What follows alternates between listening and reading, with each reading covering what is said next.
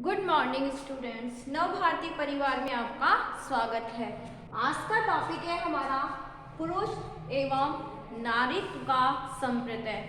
हमने पितृसत्तात्मकता के बारे में पढ़ा, तो पितृसत्तात्मकता को आगे बढ़ाने के लिए जहां हमारा पुरुषत्व और नारीत्व इस चीज के लिए उत्तरदायी है कि किस तरीके से पुरुषत्व का अर्थ होता है जिसमें पुरुष से संबंधित गुण पाए जाते हैं और नारीत्व का जिसमें नारी से संबंधित, उसी के बारे में हम आज अध्ययन करेंगे। किस तरीके से पुरुषत्व का अर्थ होता है और नारीत्व का अर्थ होता है, इनमें कौन कौन से गुण पाए जाते हैं, जिसके कारण ये हमारे जो देश में आज पितृसत्तात्मकता जो हमारी प्रथा चली आ रही है वो क्यों चली आ रही है, इसके बारे में हम अध्ययन करेंगे। साथ में ये किस तरीके से इसके लिए उत्तरदायी है ये हम पढ़ेंगे। तो सबसे पहले हम पढ़ेंगे पुरुषत्व का अर्थ। इसमें हम पढ़ेंगे पुरुषत्व का अर्थ संप्रदाय, यानी कि इसका क्या समान क्या अर्थ निकलता है, कौन से इनके अंदर प्रत्यय जुड़े हुए हैं जिससे कि ये शब्द बना है। तो अब सबसे पहले हम पुरुषत्व की बात करते हैं। तो ये किन दो शब्दों से मिलकर बन गया, पुरुष प्लस त्वय। त्वय क्या है, इसमें प्रत्यय हो गया, और पुरुष जिसे हम जाति सूचक कहते हैं, यानी कि आदमी पुरुष का। और त्वय क्या हो गए, इसके अंदर पाए जाने वाले गुण। त्वय प्रत्यय क्यों लगा है, क्योंकि त्वय में पुरुष से संबंधित सभी गुणों का इसमें समावेश है। तो अब हम देखेंगे अर्थ इसका। पुरुषत्व का जो अर्थ निकलकर हमारे सामने आता है वो आता है हमारा, पुरुष से तात्पर्य होता है पुरुष से जो उनके तात्पर्य पुरुष के गुणों से, पुरुष के गुणों से संपन्न, जो जिसमें सभी वो पुरुष के गुण पाए जाते हैं उसे हम पुरुषत्व कहते हैं। यानी कि पुरुष के गुणों से संपन्न होता है वह पुरुषत्व कहलाता है। अब इसमें कौन कौन से गुण होते हैं, पुरुष के गुण कौन कौन से होते हैं ये हम जानते हैं। यहाँ गुण हम बात कर रहे हैं उसके स्वभाव की। पुरुष का जिसमें हम कहते हैं कि जिस तरह से नारी को हम संबोधित करते हैं, तो नारी के लिए कही जाती है स्त्री के लिए कि वो करुणा और ममता की एक मूर्ति होती है। तो वो क्या है, उसका नारीत्व यानी कि उसके गुण हैं। उसी तरीके से हम पुरुष के गुणों के बारे में जानते हैं कि उनमें कौन कौन से बिंदु पाए जाते हैं। तो हम मानते हैं पुरुष कैसे होते हैं, महत्वपूर्ण बिंदु अगर उनके स्वभाव से वर्णित करें तो हम ये मानते हैं कि पुरुष का स्वभाव कैसा होता है, कठोर होता है, और नारी का कैसा होता है, कोमल होता है। तो यहाँ पर हम उन्हीं गुणों की बात कर रहे हैं। यही पुरुष होते हैं कि पुरुष के अंदर पाए जाने वाले गुण, कि कौन कौन से गुण उसके अंदर पाए जाते हैं। तो सबसे पहले हम देखें कि पुरुषिक गुणों का,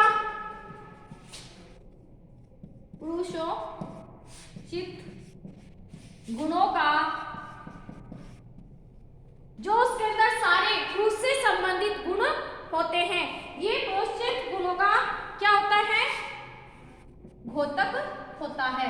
यानी कि इनकी पहचान होती है ये पुरुष की कि उसमें पुरुष से संबंधित वो सभी गुण पाए जाते हैं। सेकंड हम देखते हैं कि पुरुषता का अर्थ होता है कठोरता और साहस।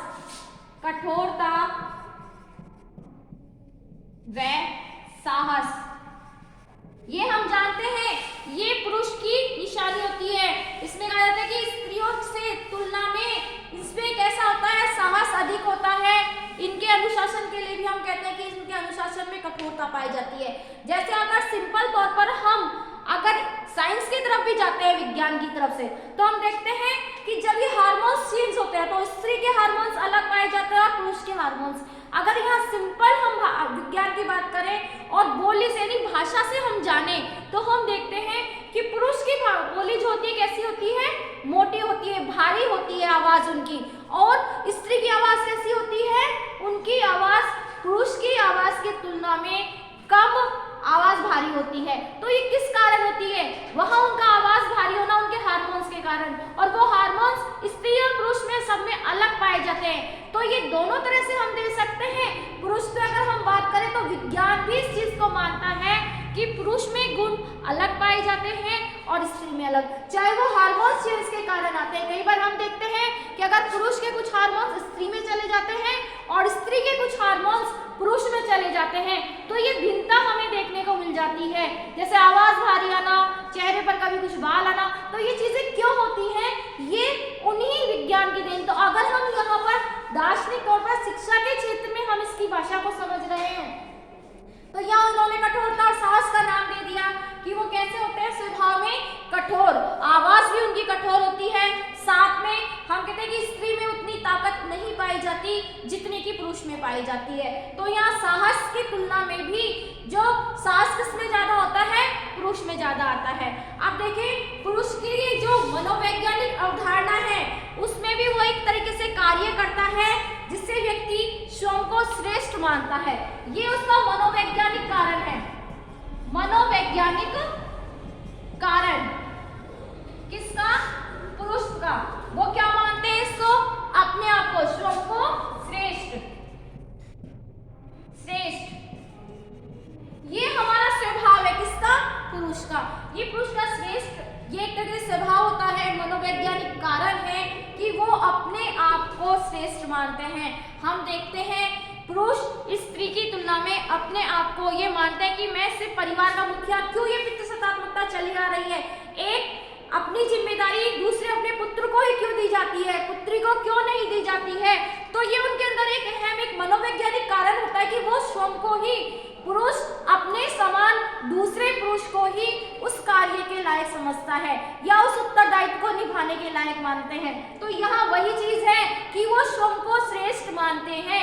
ये उनकी साइकोलॉजी, ये उनका मनोवैज्ञानिक कारण होता है। तो ये भी उनके इसमें हमें दिखाई देता है पुरुष के अंदर कि पुरुष हमेशा स्त्री से ऊपर रहना चाहते हैं। तो ये हमारा एक कारण है। अब हम देखते हैं और पुरुष के अब बात आती है हमारी नारीत्व की। जिस तरीके से हमने पुरुष के बारे में पढ़ा है, अब हम देखेंगे इसमें नारीत्व के बारे में कि नारी का क्या अर्थ है। तो जिस तरीके से पुरुष से संबंधित उसमें गुण पाए जाते हैं वो पुरुष तो होता है, उसी तरीके से जो नारी से संबंधित उनके गुण होते हैं, नारी के ऐसे गुणों से संपन्न होना जैसे कोमलता, धैर्य, स्नेह, हम मानते हैं ये सारे गुण किसकी पहचान है? नारीत्व की। कहते हैं ना, नारी जिसे हम कहते हैं कि नारी दया, ममता और करुणा की मूर्ति होती है।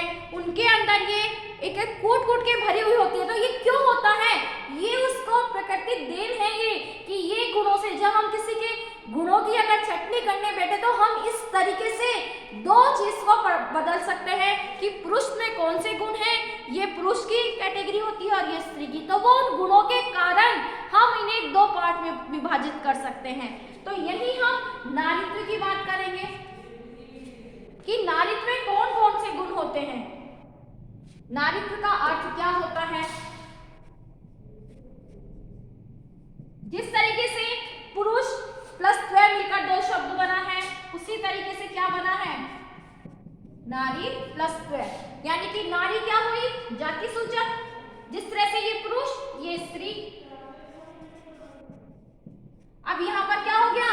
जो इसका तात्पर्य क्या हो गया? नारी के गुणों से संपन्न होना। अर्थ हम क्या निकालेंगे यहां? नारी से संपन्न गुणों का होना। अब वो गुण कौन कौन से हैं हम देखते हैं।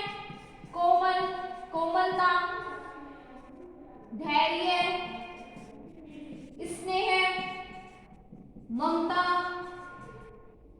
ये सब, करुणा, दया, ये सब चीजें ज्यादा किसमें पाई जाती है? स्त्री में। जहां कोमलता, धैर्य, और ममता की बात करें तो ये तो स्त्री की एक पहचान होती है। एक माता, जितना लगाव माता का बच्चों से होता है उतना कहते हैं कि उतना पुरुष का नहीं होता, पिता का नहीं होता। हम देखते हैं कि माता स्वयं गीले में सोती है और पुत्र को सूखे में सुलाती है। तो ये गुण कैसा गुण है? ममता का, अपार ममता होती है ये माँ के गुणों में। तो वो गुण किसमें पाए जाते हैं? स्त्री के गुण।